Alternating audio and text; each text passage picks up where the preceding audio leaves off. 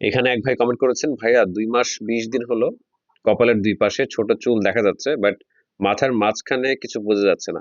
আচ্ছা, এটা মানে দেখা যায় সব জায়গায় যে আপনি একই রকম রেজাল্ট পাবেন বা একসাথে পাবেন এমনটাও না। আপনি আমি বলবো যে আপনি ব্যবহার করে যান, কারণ মিনক্সিডিল রেজাল্ট দিতে অনেক ক্ষেত্রে সময় নেয়। আপনার দুই পাশে যেহেতু ইমপ্রুভমেন্ট আপনি দেখতে পাচ্ছেন, সেই ক্ষেত্রে আপনি এটা ব্যবহার চালিয়ে যান। আর যেহেতু মাথার মাঝখান দিক দিয়ে হচ্ছে চুল এখনো পড়ছে, তো সেই ক্ষেত্রে শেডিং ফেজ এখনো চলমান, মানে আপনার মানে দেয়া তথ্য মতে যেটা বোঝা যাচ্ছে। তো সেক্ষেত্রে আপনি এটা চালিয়ে যেতে হবে।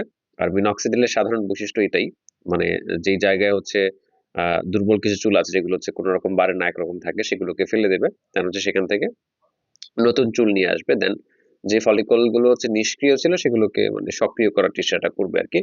তো সেই ক্ষেত্রে আপনি চালিয়ে যান। অথবা যদি এরকম 3-4 মাস বা 5 মাস যাওয়ার পরেও যদি আপনার অবস্থা অপরিবর্তিত থাকে, তো সেক্ষেত্রে আপনি আপনার নিকটস্থ কোনো ডার্মাটোলজিস্টের পরামর্শ নেবেন, বা যারা এই বিষয়ে এক্সপার্ট আছেন তাদের মাধ্যমে পরামর্শটা নিয়ে দেন আপনি কন্টিনিউ করবেন। তো যেহেতু আপনার দুই পাশে ইমপ্রুভমেন্ট দেখা যাচ্ছে, আমার মনে হয় যে আপনি মানে ওই আপনার মাথার মাঝখানে এটারও দেখা যায় ইয়েটা পাবেন, তবে একটু সময় লাগতে পারে। ধন্যবাদ।